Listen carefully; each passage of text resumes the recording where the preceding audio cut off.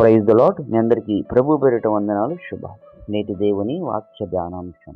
ఈరోజు దేవుడు మనందరితో మాట్లాడుచున్న మాట, ఈ లోకంలో చాలామంది వారికున్న కష్టాలు, శ్రమలు, నిందలు, అవమానాలను బట్టి, స్థితిగతులను బట్టి కుటుంబంలో అందరూ ఉన్నప్పటికీ ఆదరించేవారు లేక, అన్ని బంధాలు ఉన్నప్పటికీ ప్రేమించేవారు లేక, ఈ లోకంలో అనేక మంది విసిగి వేసారి జీవితంలో చితికిపోయి ఆదరించేవారు లేక, ప్రేమించేవారు లేక ఒంటరితనాన్ని గడుపుతూ ఉంటారు. ఎందుకనగా ఈ లోకంలో అందరూ ఉన్నప్పటికీ బంధువులు, రక్త సంబంధికులు, మిత్రులు, స్నేహితులు, తల్లిదండ్రులు, పిల్లలు అందరూ ఉన్నప్పటికీ ఒంటరితనాన్ని ఈ లోకంలో చాలామంది గడుపుతూ ఉంటారు. ఎందుకనగా వారు ఈ లోకంలో మరికొన్న కష్టాలు, శ్రమలు, నిందలు, అవమానాలను బట్టి అందరూ వారిని విడిచి వెళ్ళిపోతూ ఉంటారు.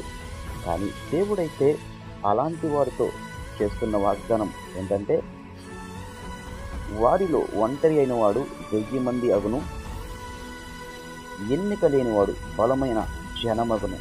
అవును దేవుని బిడ్డలారా, యెషయా గ్రంథము 60వ అధ్యాయము 22వ వచనం ప్రకారం, దేవుడు నిన్న నేడు ఏకరీతిగా ఉన్న దేవుడు ఆయన.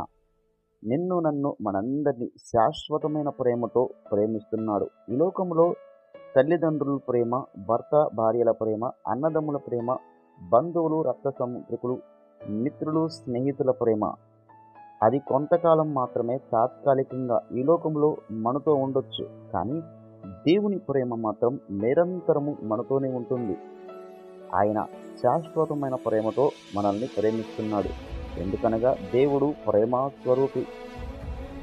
కావున అలాంటి వారితో దేవుడు చేస్తున్న వాగ్దానము, ఈ లోకంలో ఎవరైతే ఒంటరితనాన్ని గడుపుతూ ఈ లోకంలో ఎవరు ప్రేమించేవారు లేక, ఆదరించేవారు లేక అందరూ ఉన్నప్పటికీ వారిని విడిచిపెట్టి ఈ లోకంలో మరణానికి వారి జీవితాన్ని దారితీస్తుంటారు.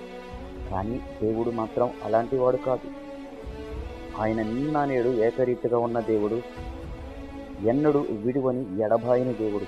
తల్లిదండ్రులు విడిచిన భర్త, భార్య, అన్నదమ్ములు, రక్త సంబంధికులు, బంధువులు, స్నేహితులు, ఈ లోకంలో అన్ని బంధాలు విడిచిపెట్టిన నిన్ను విడువను, ఎడబాయను అని వాగ్దానం చేసిన దేవుడు ఆయన మనల్ని ప్రేమిస్తున్నాడు. కాబట్టి యెషయా గ్రంథము 60వ అధ్యాయము 22వ వచనం ప్రకారం, వారిలో ఒంటరి అయిన వాడు 1000 మంది అగును, ఎన్నిక లేనివాడు బలమైన జనమగును.